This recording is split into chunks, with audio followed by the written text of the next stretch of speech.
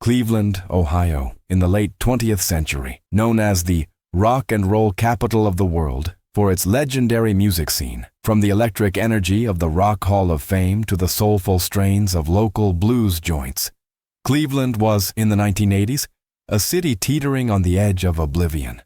Once a booming hub of steel mills and manufacturing giants like Fisher Body and American Steel and Wire, it had been gutted by deindustrialization. Factories shuttered their doors, jobs evaporated like morning mist off Lake Erie, and neighborhoods that once pulsed with immigrant ambition descended into cycles of poverty, addiction, and crime. The Cuyahoga River, infamous for catching fire in 1969 due to industrial pollution, symbolized the decay. A waterway so toxic it burned, mirroring the invisible fires raging in countless homes. In these Rust Belt enclaves, domestic violence wasn't an anomaly. It was woven into the warp and weft of daily survival. Child protective services were overwhelmed, police underfunded, and social safety nets frayed to threads. It was against this backdrop of systemic neglect that Michelle J. Knight entered the world on July 12, 1981, not with a cry of joy, but into a silence broken only by the echoes of dysfunction. Michelle was the firstborn in a family of 4 children, her arrival a fleeting spark of hope in a household ruled by chaos. Her mother, Lisa Marie Knight, was a woman worn thin by life's relentless grind, a factory worker by day, if she could hold a job, and a captive to the bottle by night. Lisa's own childhood had been a gauntlet of abandonment and abuse. Her father, a Korean War veteran, drowned his PTSD in whiskey, leaving emotional shrapnel in his wake. Michelle's father, Frank, was a spectral figure, charming when sober, vanishing when the demons called, often for weeks at a time, chasing highs or hollow pursuits across state lines. The family's ramshackle home on Satiba, Cleveland's east side, was a revolving door of stepfathers and boyfriends, each more volatile than the last. Love, in this cauldron, was rationed like food stamps, scarce, conditional, and laced with bitterness. From her earliest memories, etched into her mind like grooves on a worn vinyl record, Michelle recalls the symphony of strife that lulled her to sleep. At 2 years old, she would huddle under threadbare blankets, tiny fists clenched, as shouts ricocheted off peeling wallpaper. "You, worthless bitch!" Her mother's voice would crack like thunder, followed by the dull thud of flesh on flesh, the crash of shattering glass. Doors slammed like final judgments, and in the aftermath, Michelle learned the art of invisibility, slipping into corners, holding her breath until the storm passed. By age 4, Michelle had internalized her role as the family's unofficial guardian. Her siblings, 2 brothers and a sister, all crammed into a single bedroom, looked to her for solace. She would whisper stories of far-off places, conjured from library books she'd sneak from school, enchanted forests where children ruled as kings and queens, free from the tyrants of the adult world. But fantasy was a fragile shield. The real world intruded with brutal precision. At 6, the abuse escalated from verbal volleys to physical assaults, courtesy of one of Lisa's paramours, a burly mechanic named Jack, whose temper ignited over the smallest sparks. A spilled glass of Kool-Aid became a pretext for a lashing with a leather belt, the buckle end whistling through the air before carving welts across Michelle's back. For a sassy retort, "Why can't you just leave us alone?" Jack once pressed a red-hot frying pan against her thigh, the sizzle of searing skin mingling with her muffled screams. Michelle bit her lip until it bled, refusing to cry out fully, lest it wake the babies. These weren't isolated incidents. They were the rhythm of her days, leaving a constellation of scars, raised ridges on her arms, a puckered burn on her leg, that she would later trace in mirrors, wondering if they mapped a destiny of pain. School offered no sanctuary. Tremont Elementary, a squat brick building in a neighborhood pocked with boarded-up storefronts, was a microcosm of the streets outside. Michelle arrived each morning in hand-me-downs patched with mismatched thread, her hair unbrushed from nights spent dodging fists. She was sharp as a tack, devouring math problems like candy, sketching fantastical creatures in the margins of her notebooks, But her peers smelled vulnerability like blood in the water. Orphan trash, they'd taunt during recess, shoving her into chain-link fences or accidentally spilling milk on her lunch tray. Teachers, overburdened with classes of 40, noticed but rarely intervened. In Cleveland's underfunded system, where per-pupil spending lagged national averages by thousands, empathy was a luxury. I felt like a ghost, Michelle reflected in her 2013 Dr. Phil interview, her eyes distant as if revisiting those hallways. People looked through me, not at me. I learned to make myself small, so small that maybe the hurt couldn't find me. Yet, in that smallness, seeds of resilience took root. She discovered solace in art class, where crayons became wands, transforming gray lockers into vibrant tapestries. And in the school library, biographies of figures like Helen Keller and Anne Frank whispered a radical truth. Survival was possible, even from the abyss. The family's downward spiral accelerated in the early 1990s, as Cleveland grappled with the crack epidemic that swept through Rust Belt cities like a biblical plague. Lisa's drinking deepened into full-blown alcoholism, her shifts at the cannery replaced by bar stools and bad decisions. The apartment on West 106th Street, a sagging two-bedroom with leaky faucets and walls thin as paper, became a way station for transients.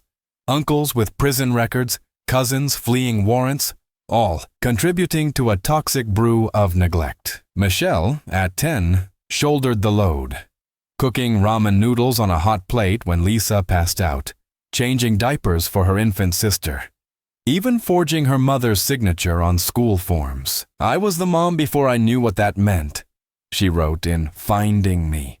"It aged me inside, turned my heart into something tough, like leather left too long in the rain." Frank's sporadic returns only amplified the volatility. Promises of picnics shattered by benders that ended in shattered furniture. By 12, Michelle had seen more domestic wars than most adults.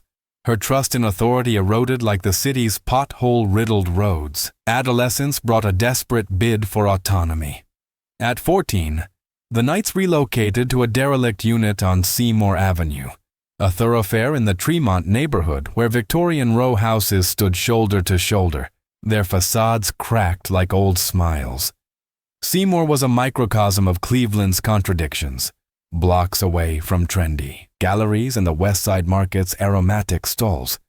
It harbored pockets of despair where gangs like the heartless felons recruited from playgrounds. Here, Michelle first tasted the illusion of escape. She fell in with a loose crew of teens, kids with absent parents and dreams deferred, smoking pilfered cigarettes behind the corner store, swapping tales of rebellion.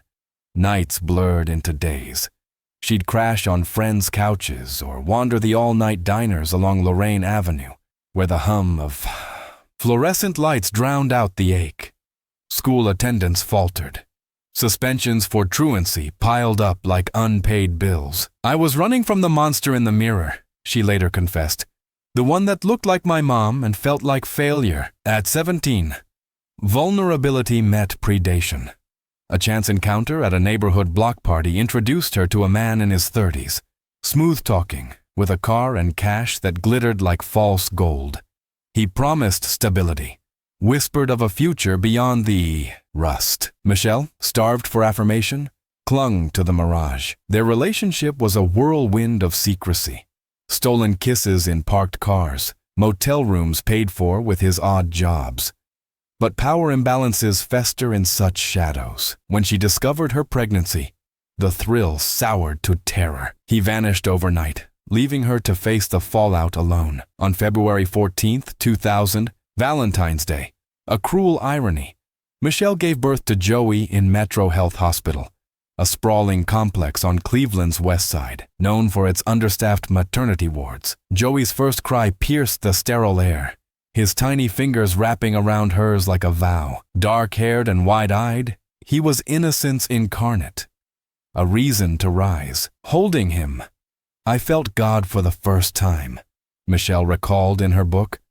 Like maybe all the broken pieces in me could make something whole. Motherhood thrust her into a gauntlet of survival. Welfare checks stretched thin in a city where the poverty rate hovered at 30%. Michelle hustled as a house cleaner, scrubbing floors on her knees for $5 an hour, her mind cataloging every penny for formula and tiny socks. Joey's laughter, gurgles that evolved into babbles of mama, was her North Star. She enrolled in night classes at a community college, dreaming of nursing school, a stable job, a home with a picket fence. But the system's cracks widened under her feet. Lisa, entangled in her own legal troubles for DUI and child endangerment, meddled relentlessly. In 2001, citing Michelle's youth and instability, she petitioned for temporary custody, arguing that a grandmother's care trumped a teen mom's grit. The judge, swayed by outdated notions of family hierarchy, sided with Lisa. Joey was whisked away to a relative's home in suburban Parma, leaving Michelle adrift in a sea of grief. It was like they cut out my heart and handed it back, still beating. She told ABC News in 2013, appeals consumed her days. Bus rides to courthouses downtown, where marble halls echoed with indifferent clerks, affidavits typed on borrowed computers at the public library. Nights were vigils, staring at the ceiling, whispering Joey's name like a prayer. By summer 2002, Michelle was 21, a wisp of a woman frayed at the edges, 5'2", and barely 110 pounds.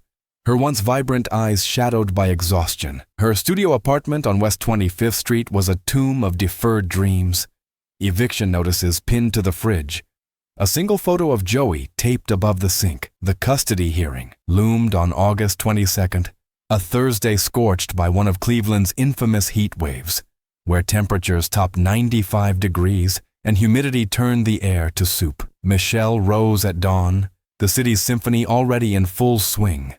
Distant sirens wailing like banshees, the rumble of freight trains crossing the Cuyahoga. She splashed water on her face from a cracked basin, pulled on a faded Cleveland Indians t-shirt and jeans stiff with yesterday's sweat, and laced up her worn sneakers. Breakfast was a stale Pop-Tart, chased with tap water that tasted of rust.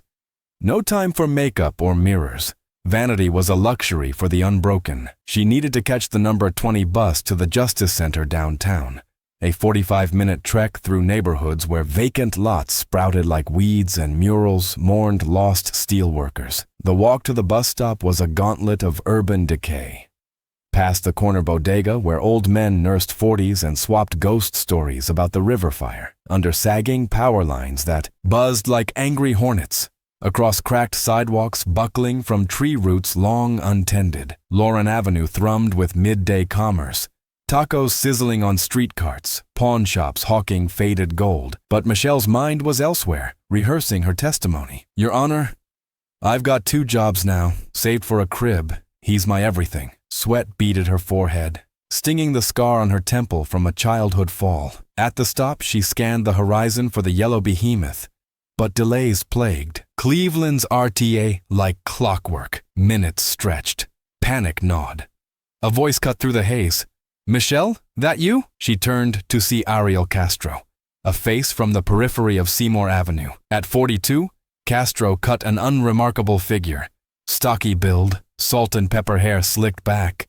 A perpetual half-smile that masked the void beneath. By day, he ferried school children in his yellow bus, honking hellos to parents. By night, he strummed congas at Latin clubs, his salsa rhythms drawing cheers. Divorced, with adult sons nearby, he projected the archetype of the harmless everyman. Hop in, I'll give you a lift. Got room in the van, he offered, gesturing to a nondescript Ford Econoline parked curbside, its side panel emblazoned with a faded Castro's hauling decal. Something flickered in Michelle's gut, a predator's glint in his eye, the way his fingers drummed the wheel, but desperation overrode instinct. Thanks, Mr. Castro. Court waits for no one. She slid into the passenger seat, the vinyl hot as a griddle, and buckled in. The drive should have been routine. A left onto West 25th, merging onto I-71 north toward the courthouse spires. Instead, Castro veered right onto Detroit Avenue, the engine's growl drowning Michelle's confusion. This ain't the way, she said, voice pitching higher. He chuckled, low and oily. Shortcut, kid, trust me. Heart hammering, she gripped the door handle, child locked, Stop, let me out. The van lurched onto surface streets, weaving through traffic toward the industrial fringe. Castro's mask slipped. Shut your trap or I'll make you. A backhand cracked across her cheek, stars exploding in her vision. She clawed at his arm, nails raking skin, but he swatted her like a fly, pinning her with one meaty forearm. The world blurred, past derelict warehouses, under graffiti-scarred bridges, until they screeched to a halt at 2207 Seymour Avenue. This was Castro's kingdom, a nondescript duplex, its brown siding weathered, chain-link fence topped with barbed wire. A beware of dog sign, swaying in the breeze despite no pet in sight. He yanked her out by the hair, dragging her up the cracked concrete steps, through a front door that creaked like a coffin lid. Inside, the air hung heavy with the scent of stale cigarettes and unwashed linens. The living room was a shrine to normalcy. A sagging couch piled with newspapers, a TV flickering with a soap opera, family photos on the mantel showing Castro grinning with his ex-wife and sons. But Michelle's eyes darted to the basement door, a slab of oak reinforced with a deadbolt. "Help! Somebody!" she screamed. But Castro clamped a hand over her mouth, his breath hot and foul. He hauled her down the stairs, flight by treacherous flight, the wood groaning under their weight. The basement was a subterranean lair, low ceilings strung with cobwebs, concrete floors slick with damp, a single 40-watt bulb casting long shadows like accusatory fingers. At the far wall, bolted to a support beam, lay a coil of industrial chain. Cold steel links, each the width of a thumb, purchased weeks earlier at Home Depot under the guise of securing furniture. Castro shoved her onto a filthy twin mattress, its springs protesting, and snapped the chain around her neck, the padlock clicking like fate's verdict. The slack allowed 3 feet of movement. Beyond that, choking pressure. "Welcome home, princess," he sneered. His face inches from hers, eyes gleaming with possession. "No one's coming. For you. Ever." The descent into hell was immediate and absolute. That first night, Castro violated her with mechanical brutality, his weight pinning her to the mattress as she fought, bit, and begged. "Please, God, no," she gasped between sobs, but please dissolved into silence. He left her there, curled fetal, the chain a cold serpent around her throat. Dawn filtered through a high bricked-over window slit, mocking her with slivers of light. Hunger gnawed by noon. Thirst cracked her lips by dusk. Castro returned with a paper plate of slop, cold hot dog bits swimming in ketchup, a heel of bread dusted with mold. "Eat or starve," he commanded, watching as she choked it down, tears salting the mess. Hygiene was a cruelty. Twice weekly, he'd hose her down in the backyard under cover of night, the icy spray from a garden nozzle raising goose flesh and shivers that rattled her bones. For bodily needs, a 5-gallon bucket in the corner, emptied by him at whim, its stench a constant. Companion, resistance was met with invention. When Michelle spat defiance, "You're a sick bastard, they'll find me," he improvised a gibbet. Motorcycle chains from his garage, looped over a ceiling joist, hoisting her inverted until blood rushed to her head, vision tunneling to black. Then the blows, a 2-4 to the gut, each impact expelling air in ragged whoops. "Learn your place," he'd hiss, dropping her like discarded trash. Time fractured in that void. Without clocks or calendars, days bled into weeks, marked only by Castro's routines.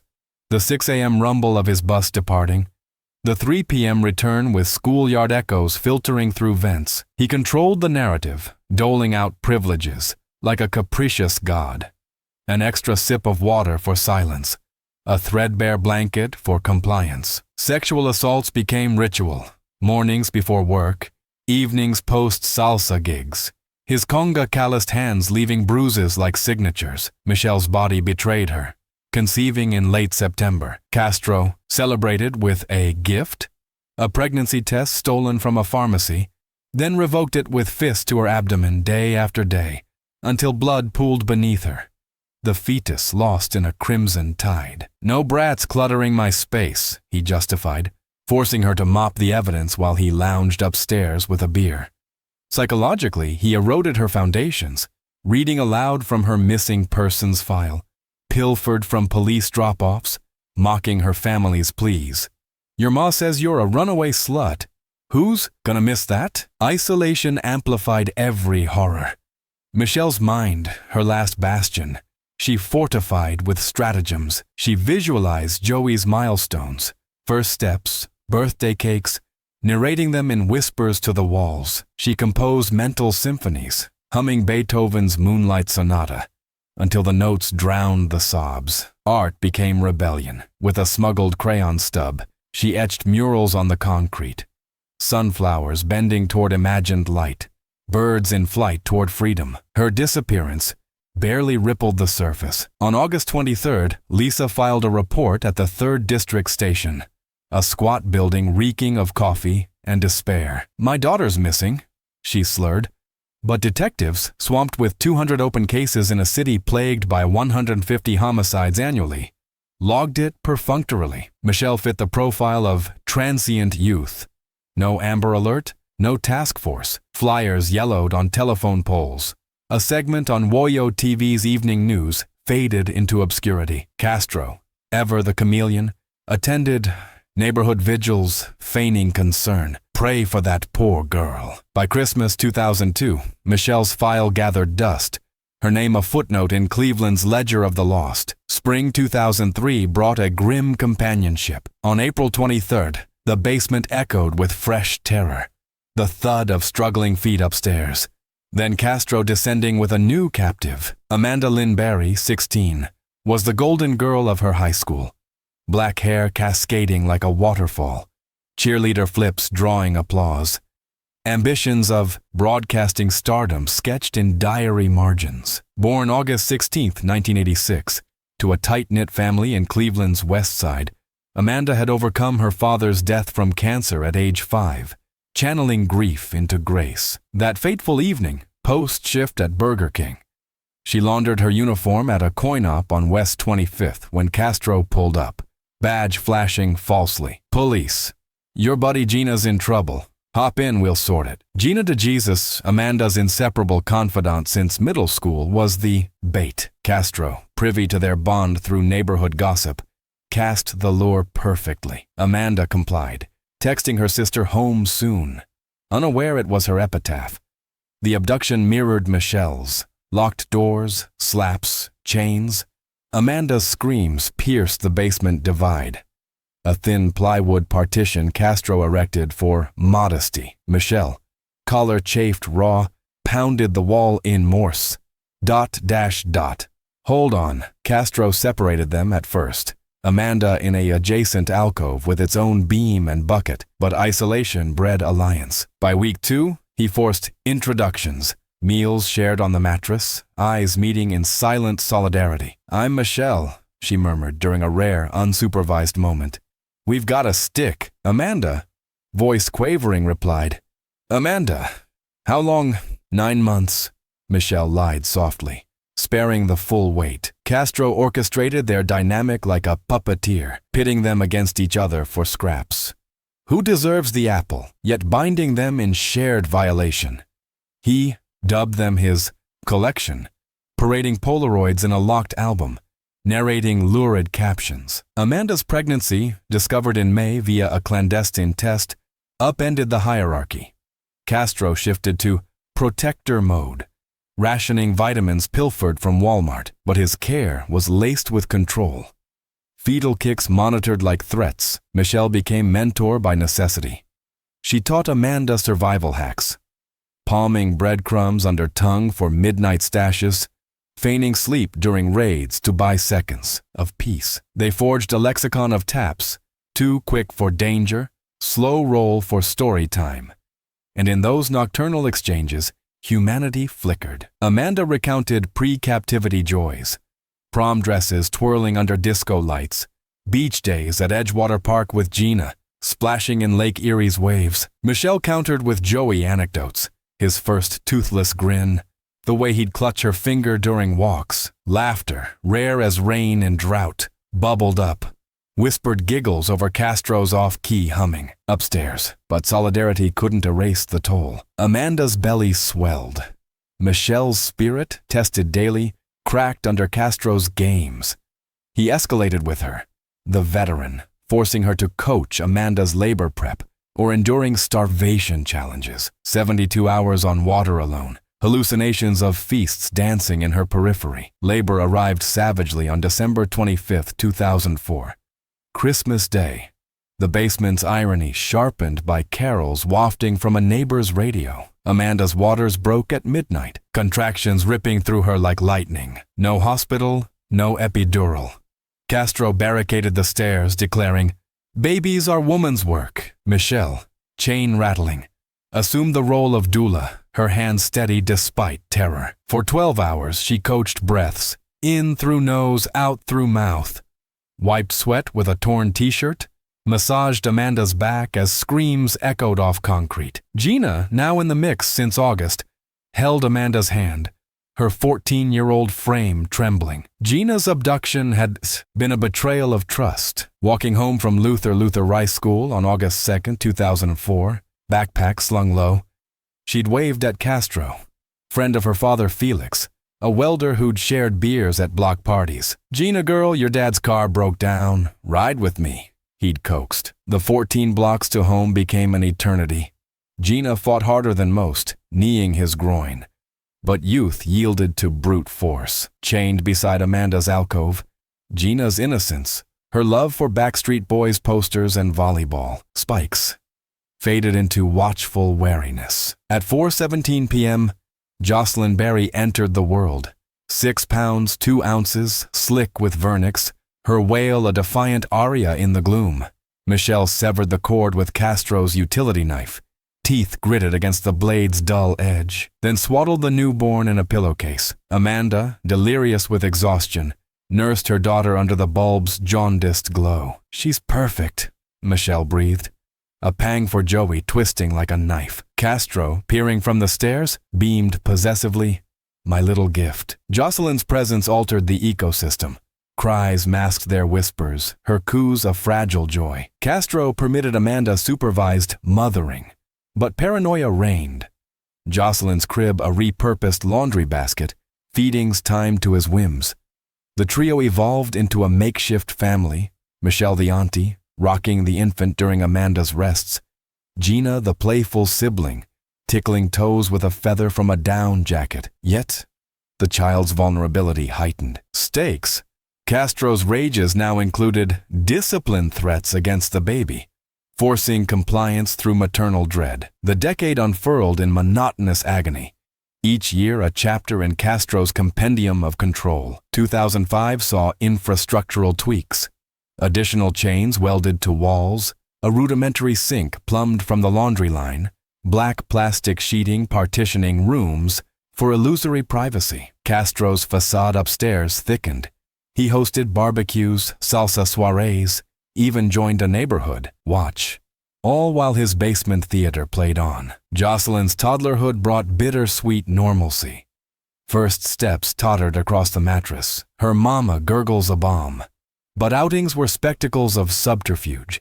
Castro bundling her for park visits. Amanda tethered in the van's cargo hold, peering through slats at freedom's tease. Michel's torments intensified as the test subject. Castro, drawing from his own murky past, a childhood marred by his mother's alleged promiscuity, which he blamed for his wiring, experimented sadistically. At 26, he suspended her from rafters for attitude, her body swinging like a pendulum, pulse thundering in her ears as darkness claimed her. Revived with slaps and ammonia, she'd endure abdominal barrages from a barbell, ribs cracking like dry twigs. "I became his canvas," she detailed in Finding Me.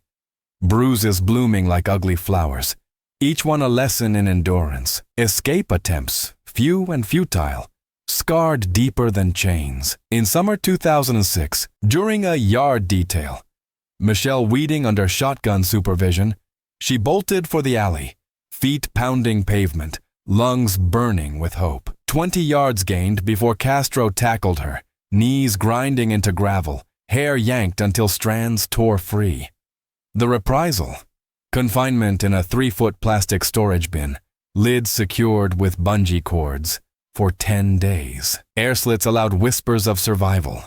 Hallucinations of Joey's voice sustained her. Why fight? Castro taunted upon release. You're dead too, them. Gina tried once in 2008, feigning illness to gain upstairs access, but a slipped chain alerted him.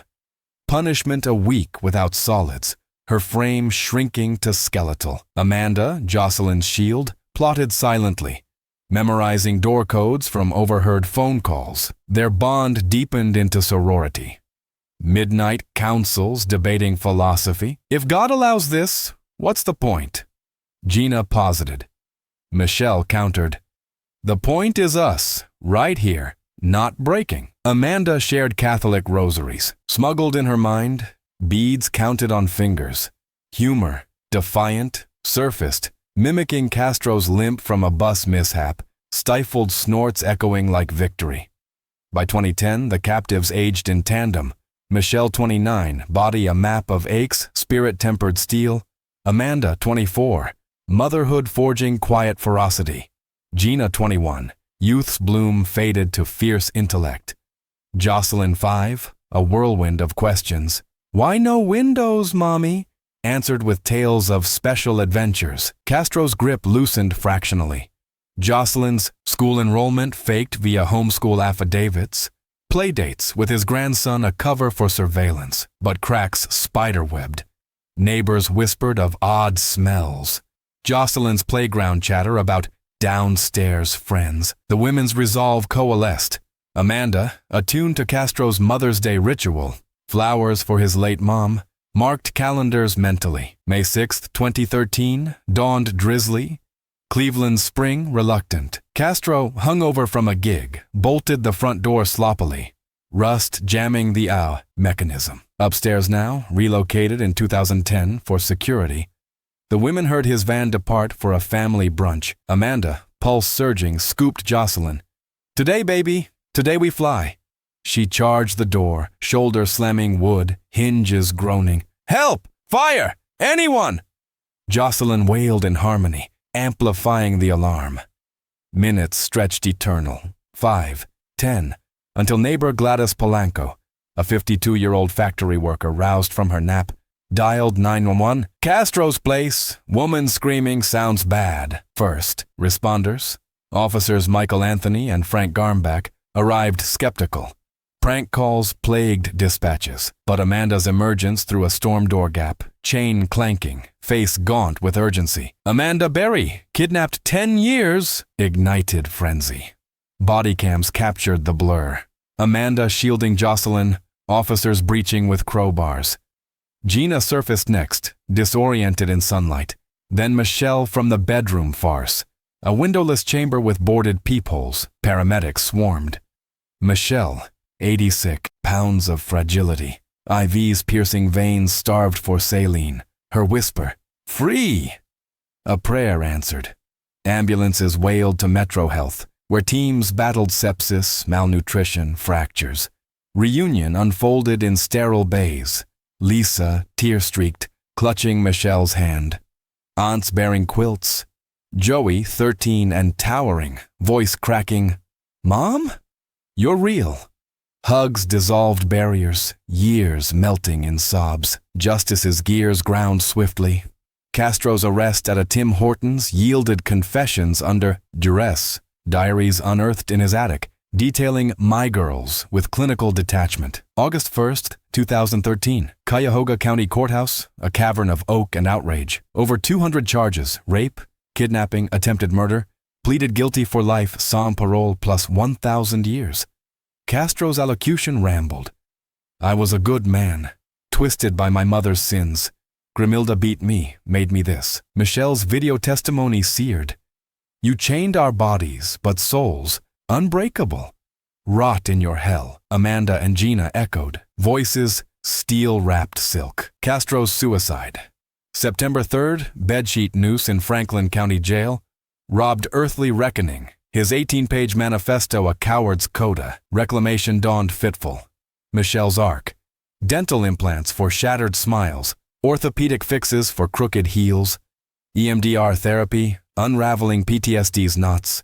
Nightmares receding from nightly sieges to occasional shadows. 2014 birthed Finding Me, a 288-page odyssey, chapters dissecting the unraveling, childhood, the abyss, captivities, minutiae, recipes from scraps, escape blueprints sketched in spit, the reckoning, freedom's forge. Bestsellerdom followed. Proceeds seeding therapy for survivors. Name changed to Lily Rose Lee in 2015, Lily for rebirth's bloom, Rose for thorns transcended. She adopted Jay Lin in 2016, a foster son whose giggles echoed Joey's. Joey, now 24, navigates college.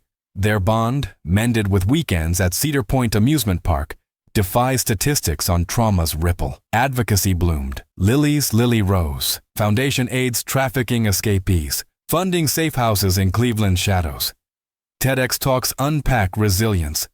Pain didn't define me. My choice to rise did. Dr. Phil Revisit, 2023. 10 years free. I've forgiven, not forgotten. Forgiveness frees the forgiver. Amanda anchors at Fox 8, her poise a beacon. Gina Stark Foundation trains abduction response. Jocelyn, 20, studies psychology, honoring her origin. Annual May reunions, picnics by Lake Erie, toasts to unbroken chains, affirm their tapestry. Lily Rose Lee's saga transcends horror, a manifesto against complacency, for vigilance in the everyday. In Cleveland's redeemed streets, where community gardens supplant lots, arts revive mills, she embodies alchemy. Darkness endured a decade. Light, eternal. Thank you for witnessing. Ponder the anchors in your storm. Champion the silent. Until next.